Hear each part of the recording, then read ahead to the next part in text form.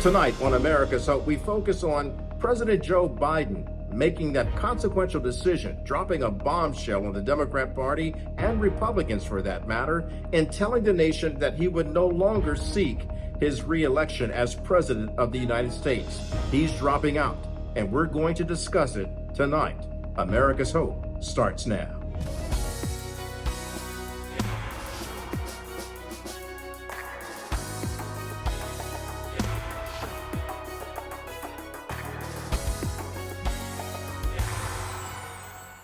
Good evening. I'm Kelly Wright, and this is America's Hope. Thank you for joining us this hour. I'm on vacation, but I'm joining you from my home studio in the Washington, D.C. area because of this breaking news. The news that has set a pace for this unusual and historic campaign for President of the United States in 2024. Joe Biden, as the world now knows, has dropped out. And we're going to discuss that. He has chosen or picked his Vice President, Kamala Harris, to become the Democrat presidential nominee.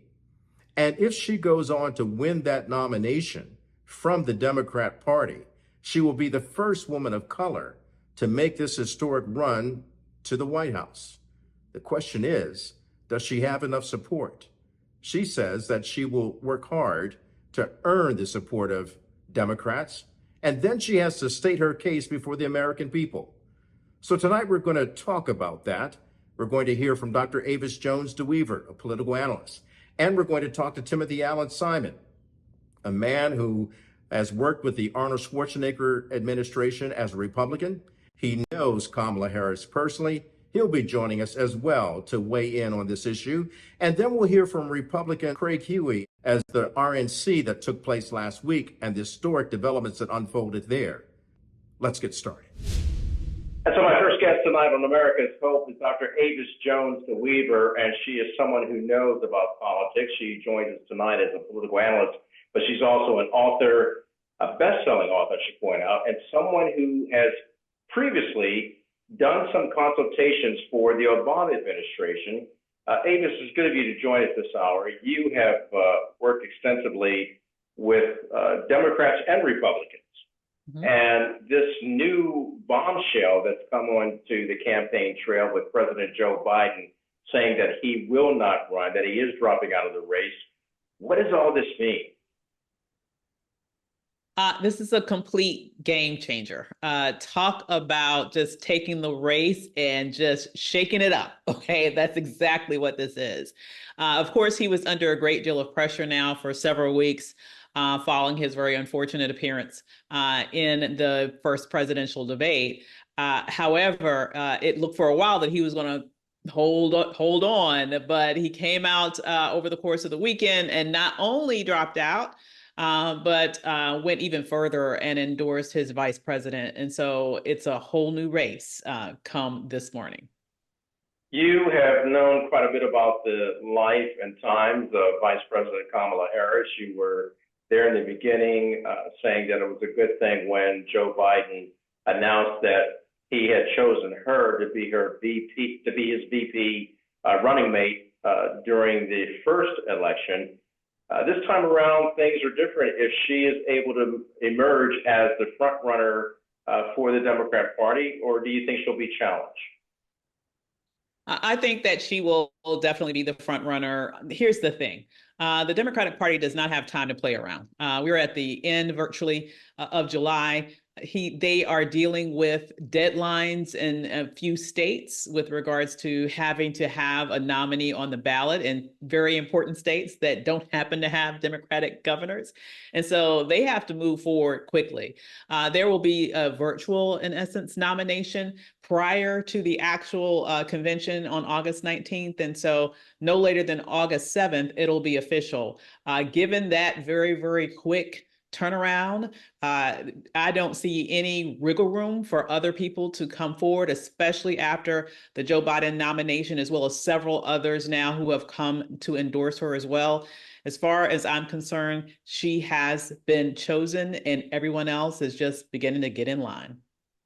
So what is she up against, the Vice President of the United States, Kamala Harris, when it comes to dealing with the Republican presidential nominee, which is Donald Trump, and the vice president nominee, Senator J.D. Vance.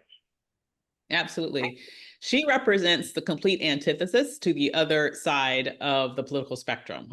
You have individuals in both Trump and Vance who have made it very clear that they are individuals who are very, very much, I would argue, anti-choice. And she has spent a lot of time during her vice presidency going around the country talking about the impact of the Dobbs decision. We know that since that decision came down, many elections that have been held that in some way have challenged it, the Democrats have all won.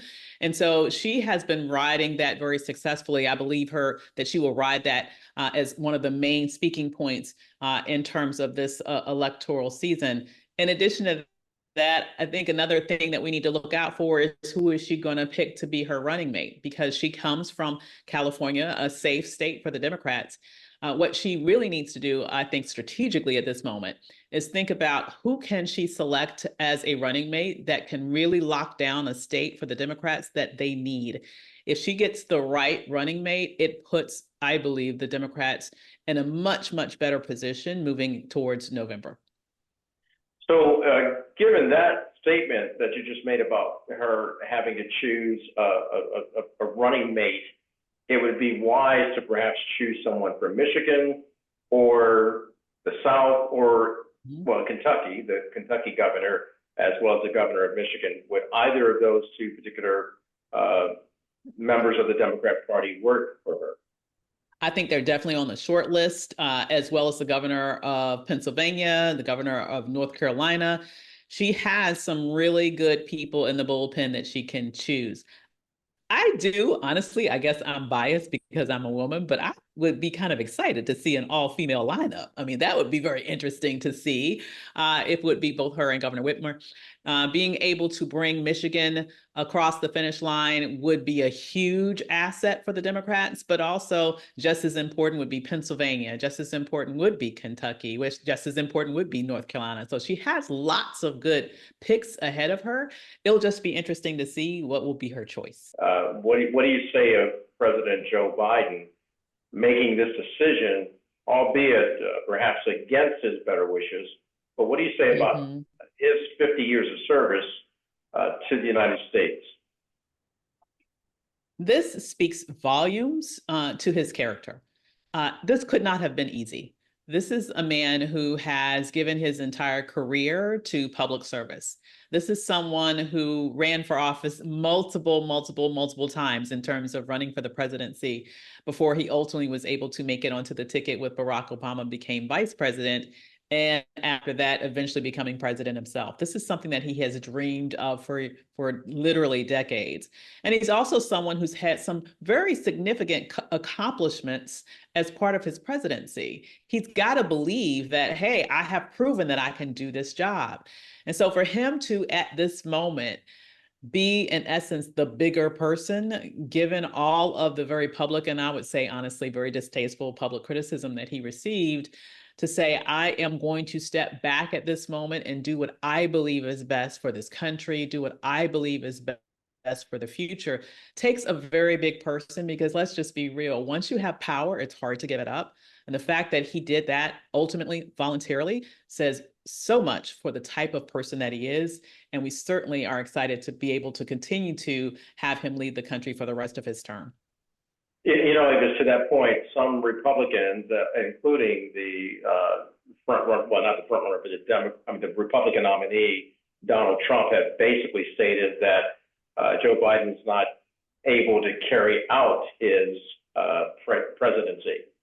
Many people say if he's not fit enough to run this race, they are arguing that he's not fit enough to serve the duration of his presidency. What do you say to that allegation or that charge or that criticism that's been lobbied against him from Republicans? Well, I say that's ridiculous. Honestly, I don't really believe 99.9% of what Donald Trump says, period. He's honestly a pathological liar. So, that doesn't make sense. It's just another one of his attacks that are coming right after his supposedly come to Jesus moment where he wanted to sort of move towards unity. What he doesn't recognize is someone putting the country above themselves. I know that's very foreign to Donald Trump, but that is who Joe Biden is, and that's what we've seen in action. This is what real patriotism looks like. Hi, everybody. I hope you're enjoying this episode so far of America's Hope. If you'd like to see it in its entirety, just click on the link below. Thanks for watching.